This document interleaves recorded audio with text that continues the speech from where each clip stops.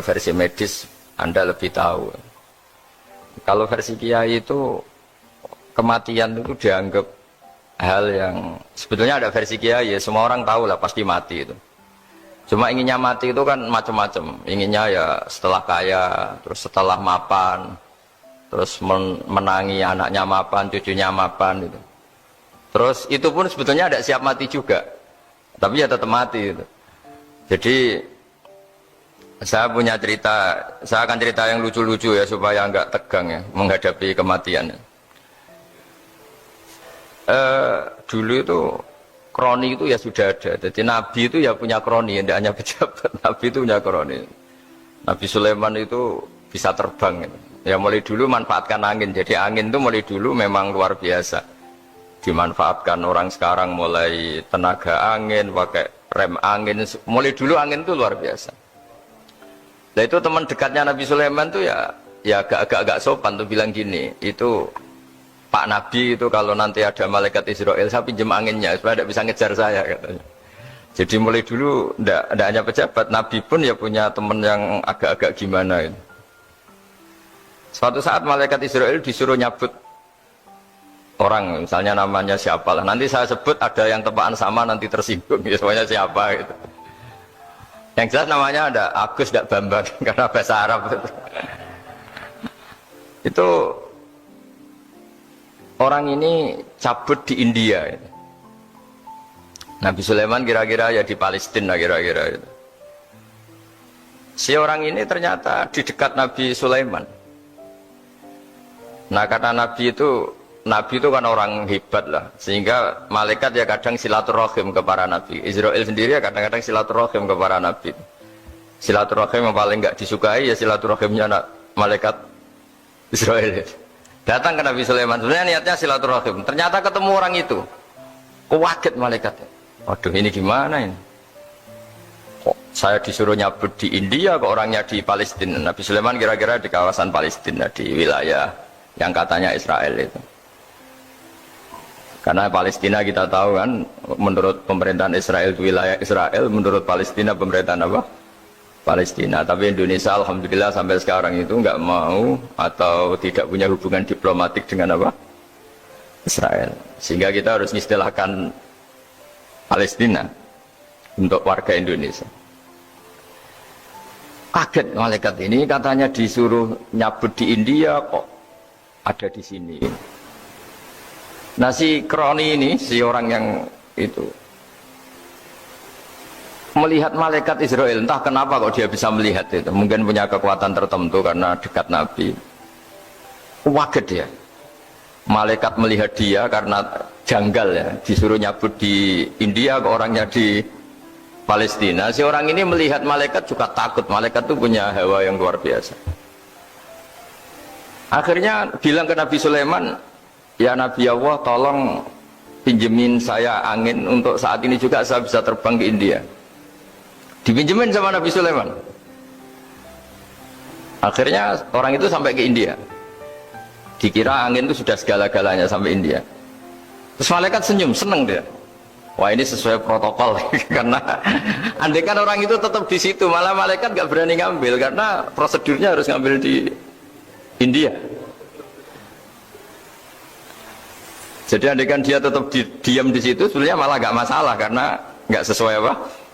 Panduannya harus karena dia terbang di India, malaikat itu nyusul ya terus diambil karena sesuai apa?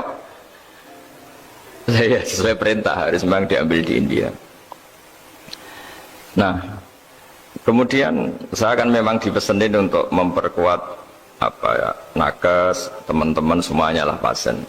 Tapi saya cerita dimulai dari yang seperti ini saya sengaja karena memang ya hidup itu seperti inilah, pasti kita semua akan mengalami kematian, cuma inginnya kita ya hidup itu ya sehat ya, terus kalau mati itu ya tidak punya utang karena berat nanti utang. Saya tidak tahu fikihnya itu, kalau utang pribadi itu hisabnya berat, kalau utangnya lembaga itu gimana ya, dihitung salahnya direkturnya, dihitung salah karyawan yang minta naik apa gaji. Saya tidak tahu kayak utangnya Indonesia itu yang disalahkan itu menterinya apa presidennya, apa yang selalu mengajukan gaji 13. Tidak tahu itu, karena di kitab tidak dibicarakan. Yang dibicarakan utang-utang apa? Pribadi ya. Kalau yang utang-utang lembaga negara itu nanti tak tanyakan malaikat auditornya ini gimana cara apa? Itu yang disalahkan menterinya, apa presidennya, apa direkturnya, apa pengajuan proposal itu. Nah singkat cerita itu kalau ngadepin kematian atau sebenarnya yang ngadepi kehidupan juga kita ini. Inna sholati wa nusuki wa mahyaya wa mamati lillahi rabbil alamin. Saya bicara ilmunya kiai. Misalnya si A itu sebenarnya sudah ditulis dia mati karena kecelakaan. Yang satu ditulis mati karena sepuh, karena tua itu. Yang satu mati karena tersedak, yang satu mati karena ngelindur. Mungkin yang satu mati karena tenggelam. Sehingga sebetulnya andaikan kita melihat Loh Mahfud, kita ini ya naif. Saya berkali-kali ngaji bilang, kadang kita ini takutnya sampai angking takutnya dari motor ngelamun, gara-gara ngelamun gitu. Andaikan malaikat tuh suka bully, kawan gitu. Kamu catatannya kecelakaan kok yang kamu takuti apa? Covid. Yang sejarah misalnya kita pernah hidup menanamkan kebencian sesama itu terus ke bawah. Anak cucu kita dikandani jogeman cocok wong iku musuh bapakmu, mbahmu itu. Sehingga anak cucu itu dendamnya diwariskan. Wong dendam kok dia apa? Wariskan. Termasuk utang itu. Ketika kita jabat ingin rumah sakit ini mewah, pikiran yang kok isdadi, aku selera semikir direktur berikutnya. Itu tidak tahu itu nanti hisapnya ke siapa. Saya ulang lagi ya. Maka dalam satu ayat dikatakan laqad kunta fi ghaflatin min hadza fakashafna anka ghita'aka fabasarukal yauma hadid. Manusia ketika di dunia itu dianggap tidur. Tidur itu dengan tanda kutip itu bodoh. Bodoh itu tidak tahu. Fakashafna anka ghita'aka. Nanti setelah kamu mati itu pinter. Tapi ketika Anda pinter sudah meninggal, sudah tidak bisa memperbaiki kesalahan-kesalahan kita. Nah kenapa kita dikatakan sekarang ini tidur? Karena kita ini sering menyaksikan sesuatu yang sebetulnya tidak ada hubungannya dengan kita. Tidak ada hubungannya dengan kebutuhan kita. Misalnya kita ngelamun, berkhayal, ingin hidup kaya raya, sejahtera, jabat, orang lain anak buah semua. Ternyata itu nggak penting ketika kita di akhirat. Yang penting adalah Anda meninggal dalam keadaan menghamba kepada Allah Subhanahu wa Ta'ala. Saya berkali-kali ngaji, kalau saya berkali-kali bilang, andaikan hati kita nanti direkam Allah, nanti di akhirat sudah direkam, orientasi kita direkam nanti. Pak Agus misalnya ingin punya mobil, punya rumah mewah, punya apa, terus orientasinya gitu. Di depan Tuhan yang menyuruh kita, mensyariatkan kita, inginnya itu ya jadi hamba Allah terbaik, jadi kekasihnya Allah, jadi hamba yang bersujud, dari hamba yang bersedekah. Jadi ini kan tidak sambung, ada cita-cita versi Allah yang dianjurkan Allah, yaitu bercita-cita jadi hamba yang soleh, yang bermanfaat, yang memanfaati orang banyak. Kemudian ini ada cita-cita yang hadun nafsi, ingin mapan, semua orang anak buah. Hal-hal seperti ini itu harus kita jaga, jangan sampai terjadi. Makanya di semua kitab, pertama mendahulukan bab niat. Niat itu ya, faman kana hijratuhu ila Allah wa rasulih, fa hijratuhu ila Allah wa rasulih. Orang baik itu orang yang orientasinya itu menuju Allah Subhanahu wa Ta'ala. Lalu yang kurang baik adalah orang yang orientasinya itu ya harta, perempuan, pokoknya inginnya itu hal-hal yang kepentingan dirinya sendiri. Nah lalu kenapa kita kadang tidak tahu? Ya tidak tahu itu karena tadi kita kalau tidak wiridan itu tidak punya efek samping kan. Tapi kalau kamu nggak punya uang kan terus lemes. Karena ngerti itu terus uang itu penting, wiridan tidak penting. Nah dari kesimpulan itu sebenarnya kita menjadi bodoh. Karena menjadi bodoh ketika Anda meninggal ternyata uang ini nggak penting, wiridan ini penting. Tapi tahu kita terlambat setelah kita meninggal. Nah di sini saya ingin mengingatkan apapun kondisi kita yang jelas itu ingat selalu kepada Allah Subhanahu wa Ta'ala. Caranya ingat gimana? Kata Nabi, kamu bayangkan musibah yang lebih ekstrim, kamu akan tahu yang kamu alami itu ahwanu wa aisar, yang kamu alami itu ringan sekali, ringan seringan-ringannya. Saya beri contoh ya, kalau Anda belajar, kalau dalam bahasa pondok itu falak, mungkin kalau bahasa Umum itu apalah ilmu apa. Misalnya orang ahli meteor, ahli apalah, ahli perbintangan. Ketakutannya pasti benda langit ini jatuh kemudian menimpa bumi. Nanti kalau Anda ahli geologi itu takutnya bumi ini likuifaksi karena sumber daya alamnya sudah begitu dikeruk, dimanfaatkan. Nanti yang ahli teroris atau yang ahli ekstremis itu takutnya itu ada teroris. Yang ahli sosiologi takutnya Indonesia itu chaos. Kalau chaos ya saling bunuh, saling apa. Jadi semuanya ini ketakutan ini semuanya mengarah terhadap kematian. Kecelakaan lalu lintas ya menjadikan orang mati, likuifaksi kayak kemarin di Sulawesi ya iya, gunung meletus, gempa, tsunami. Nah ketakutan yang menjadikan kematian banyak. Kalau baru tsunami aja ya orang takutnya ke tsunami. Nanti kalau ada kematian gempa ya takutnya gempa. Kalau temanya COVID ya takutnya COVID. Terus kalau ada tetangga mati karena ngelindur ya baru gue nak turu hati-hati nggak nak mati ngelindur. Jadi, ya masalahnya kan kita tidak tahu, nggak tahunya itu. Ya tadi, takutnya COVID ternyata catatannya itu mati kecelakaan. Takutnya kecelakaan ternyata matinya itu ngelindur. Kan kita tidak pernah tahu. Dari tidak pernah tahu itu kemudian agama datang dengan anjuran, sudahlah kamu tawakal bahwa semua urusan kamu di tangan Allah Subhanahu wa taala. Inna sholati wa nusuki wa mahyaya wa mamati lillahi rabbil alamin la syarikalah. Yes, ibadah kita, sholat kita, hidup kita, mati kita semua di tangan Allah Subhanahu wa taala. Sehingga dengan berpikir begini ini melihat COVID itu ya kayak melihat potensi kematian yang lain, kayak karena gempa, likuifaksi, kecelakaan, karena ngelindur, karena macam-macam. Kenapa saya membuat atau menyarankan ya supaya orang berpikir demikian, supaya bersyukur bahwa kita ini dihimpit, disekelilingi penyebab kematian tadi. Kalau kita ahli meteorologi mungkin takutnya itu asteroid jatuh, terus kemudian meteor jatuh yang nggak habis digesek oleh sistem alam, terus macam-macam. Yang ahli gempa juga takutnya gempa, yang ahli tsunami takutnya tsunami, yang ahli sosial takutnya Indonesia chaos, kemudian saling apa? Bunuh, saling apa, dan sebagainya, dan sebagainya. Nah dengan keadaan seperti ini, kita ini baik sekali. Bukan sekedar baik, baik sekali. Kita tidak mengalami chaos sosial, kita tidak mengalami likuifaksi, kita tidak mengalami benturan benda langit di bumi kita.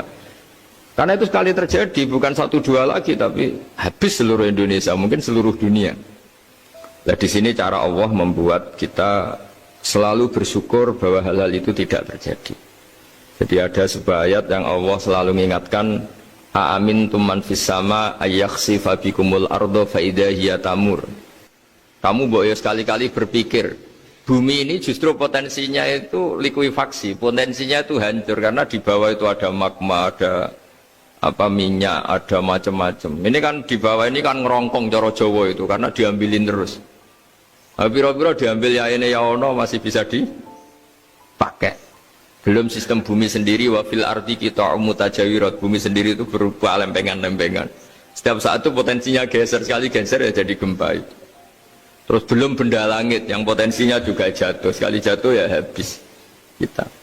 Jadi yang kita ini dikepung sekian potensi yang bisa menghancurkan kita.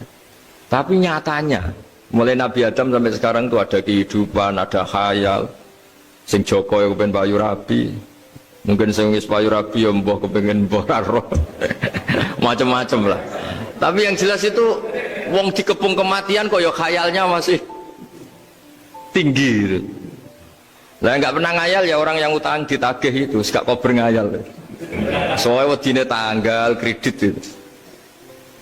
Tapi ini saya cerita supaya orang Indonesia itu ngerti lah bahwa yang ngepung kita itu tidak hanya COVID. Banyak. Makanya orang Arab itu kalau ngendikan itu wa malam yamut bisayfi mata bi ghairihi ta'addadatil asbab wal maut wahidu. Karena orang Arab itu kan dulu Arab sebelum Islam itu kan satu kabilah nyerang kabilah yang lain.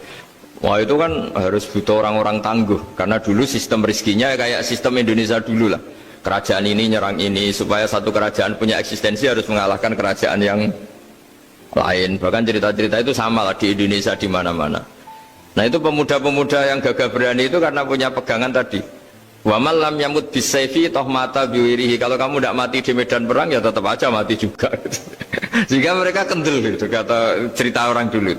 Ta'addadatil asbabu wal mautu wahidu. Sebab kematian bisa macam-macam, tapi kesimpulannya tetap saja namanya mati. Lalu Islam itu mengajarkan aksiru min dzikri hadhimil ladzat. Kamu harus banyak ingat mati. Tapi uniknya Islam itu menyuruh ingat mati itu disuruh justru semangat hidup. Karena kita butuh bekal itu. Jadi kalau kamu ingat mati itu jangan terus loyo, terus nunggu takdir mati itu enggak, malah disuruh semangat. Nah, tenaga medis semangat mengobati pasien. Yang pasien juga semangat mensupport dirinya supaya punya keberanian hidup. Orang Jawa nunggoni anak, nunggoni putu.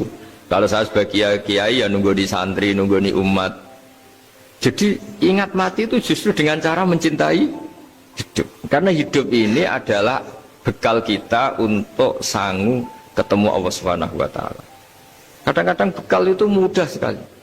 Ada orang nakal gara-gara minumin anjing yang baru haus, sama Allah dimaafkan. Ada orang yang pulang dari tempat kerjanya, ada duri di tengah jalan, disikirkan takut kena orang, diampuni Allah, akhirnya menjadi ahli surga. Ada orang yang kerja untuk orang tuanya, kemudian orang tuanya dicukupin menjadi ahli surga. Bahkan ada ahli surga itu ceritanya itu, tapi ini jangan dicoba. Ada orang sudah jelas niat nyon sewu, niat zina, sudah tinggal itu terus mikir dia. Saat itu takut Allah gak jadi, barokahnya gak jadi, langsung dia jadi ahli surga. Sarannya gak jadi loh ya. Tapi ya tidak usah dicoba. Itu kalau keterusan masalah. Jadi Islam itu menganjurkan ingat mati, tapi justru dengan cara mencintai kehidupan. Karena yang jadi referensi Allah nanti di akhirat adalah perilaku kita, amal kita zaman hidup. Jadi disuruh ingat mati, tapi justru dengan cara sangat mencintai kehidupan. Lalu yang dinamakan kehidupan itu apa? Ya kita-kita ini, ada yang mengkhidmati agama, mengkhidmati orang sakit, mengkhidmati itu ya berbakti, membantu, ada yang nata lalu lintas, ada yang nata keamanan kayak Pak Polisi, ada yang nata keuangan kayak Kemenku, macam-macam. Semuanya harus kita cintai, profesi-profesi yang oleh Islam dianjurkan untuk kita nekuni itu. Jadi saya mohon lewat cerita ini orang itu tidak fokus takut COVID. Kasihan COVID kan jadi tersangka pembunuh sini. Padahal di kampung-kampung orang lugu-lugu yang saking nggak ngertinya itu kalau dikasih sumbangan itu katanya itu salam neng COVID matur nuwun. Itu ribet kalau orang lugu-lugu itu. Dikira COVID itu satu makhluk atau manusia yang nyumbang itu. Jadi saya mohon semohon-mohonnya, minta seminta-mintanya, sampean harus ngitung nikmat lah. Dengan sistem meteor seperti itu di langit tidak jatuh ke kita, sistem bumi yang sudah ngerongkong gini tidak likuifaksi, terus di dunia ini banyak kimia, banyak racun, itu kalau misalnya meledak kemudian dibawa angin mungkin matinya lebih massal. Ternyata semua itu tidak terjadi. Artinya nikmat yang sekarang kita dapatkan, kita nikmati sekarang itu jauh lebih besar ketimbang ketakutan kita. Nah, ini Islam selalu menganjurkan fadzkuru ala Allah la'allakum tuflihun. Selalu ingat sisi-sisi nikmatnya Allah. Kamu jangan hanya sisi wah kita dikepung Covid, kita punya istri judes, punya anak nggak nurut, punya atasan sadis, punya anak buah nggak loyal. Kalau gitu terus ya kamu nggak berani hidup. Yang diingat masalah. Itu salah, hidup seperti itu salah menurut Islam. Yang Islam menganjurkan fadzkuru ala Allah, kamu ingat sisi-sisi nikmatnya Allah, bukan sisi-sisi kita hidup itu diuji. Saya punya sekian cerita ulama-ulama yang unik, yang punya nasihat itu. Jadi ada orang kaya raya dulu temannya banyak, anak buahnya banyak. Suatu saat dia miskin terus gak ada yang berkunjung. Terus dia ngeluh, curhat ke ulama itu. Ketika saya kaya yang berkunjung banyak, ketika saya miskin kok nggak ada yang berkunjung, kurang ajar betul teman-teman saya. Terus kata kiai itu lucu kalau yang ada nih, ya bagus gitu dong ketika anda miskin tidak ada yang berkunjung. Loh kok bisa? Ya misalnya kamu sekarang jadi buruhnya orang, pas disuruh-suruh dibentak-bentak, terus teman kamu udah datang, malah kamu jadi tontonan toh. Mendingan nggak do datang. Jadi kamu ketika buruh orang nggak malu karena teman-teman kamu sudah tidak datang. Ya alhamdulillah kalau gitu ya. Jadi dulu satu hal yang dia dulu nganggap problem, ya kan kalau kamu misalnya dulu kaya temannya banyak jabat terus yang takut banyak. Ketika sudah miskin Yun Sawu jadi buruhnya orang disuruh-suruh terus teman kamu tetap do datang.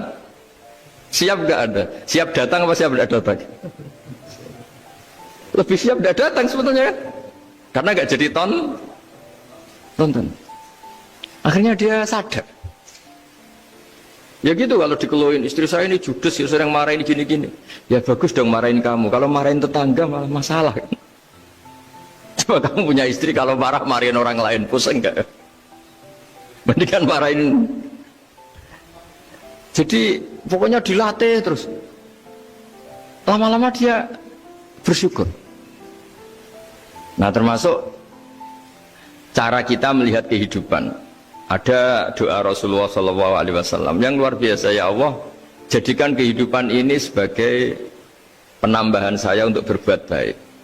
Wal mauta rohatan li min kulli syarrin. Kalau engkau takdir mati, ya anggap mawon nih mati itu berakhirnya semua potensi keburukan saya. Orang itu kan potensinya dua, buruk betul atau potensi buruk. Mungkin sekarang kita tidak korupsi, tapi saja suatu saat kita korupsi. Mungkin sekarang kita tidak salah, suatu saat potensi salah. Dan mati itu mengakhiri itu semua. Makanya saya berkali-kali cerita kalau ngaji, kalau orang-orang alim NU itu kalau ada bajingan mati tetap dia seksain ini baik ya. Itu tetangganya nggak mau semua. Wong bajingan udah darani baik, tapi kiainya ngotot harus disaksikan kalau ini baik. Akhirnya mereka bilang ya baik-baik. Padahal di hati kiainya sudah tidak bisa garong lagi, tidak bajing lagi. Ya baiklah gitu.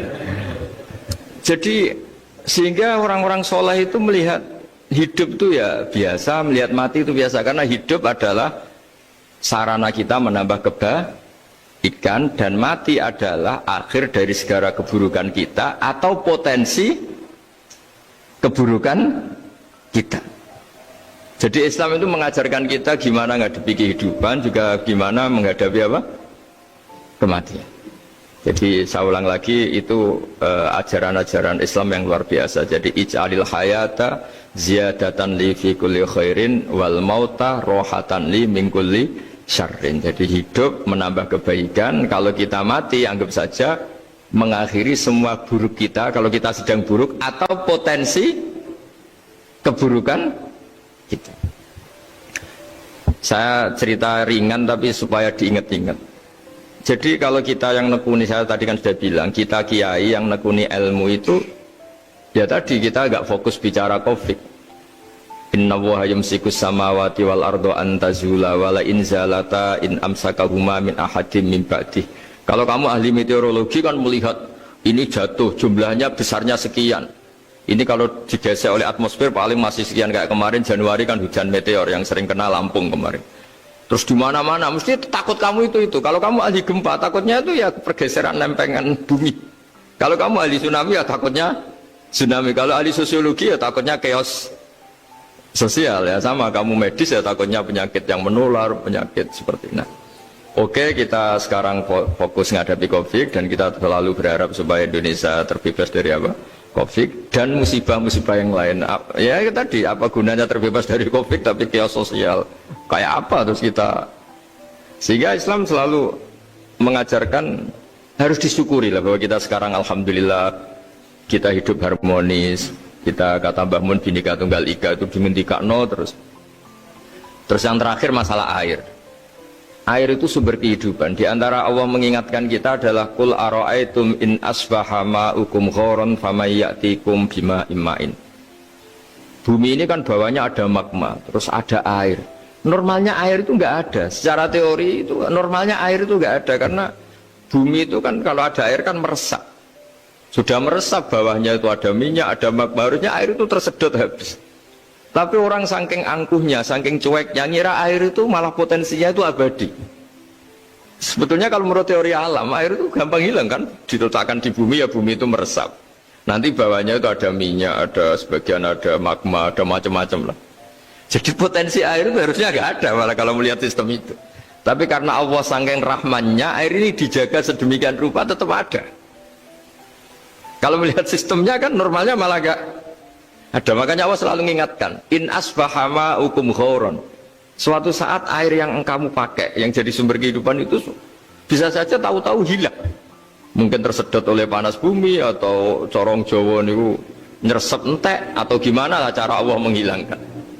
Famay ya'tikum bima imma'in. Lalu siapa yang bisa mendatangkan air itu lagi? Ini kata para hafid, ini yang kata guru-guru ya, termasuk yang dikatakan Pak Mukhtar ini. Nanti orang harus ngendikan menjawab Allahu Rabbul Alamin. Hanya Allah sendiri yang bisa mengatur air ini selalu ada. Itu Pak, kalau kamu pikirkan air kamu sokkan di bumi kan mesti langsung hilang, meresap ke bumi. Bumi ada bawahnya lagi, ada bawahnya lagi. Dan mungkin bukan yang paling bawah, mungkin tomak, harusnya itu nggak ada. Tapi Allah saking sayangnya mengatur sistem, air itu ada dan tersedia. Tapi ketika orang terlalu cuek dan angkuh, sampai lupa syukur tersedianya apa? Air itu Allah mengingatkan, disuruh bayangkan, kul aro'aitum, coba bayangkan kalau in asfaha ma'ukum ghauran. Tadi kan ada khataman ya, saya ikut, terima kasih.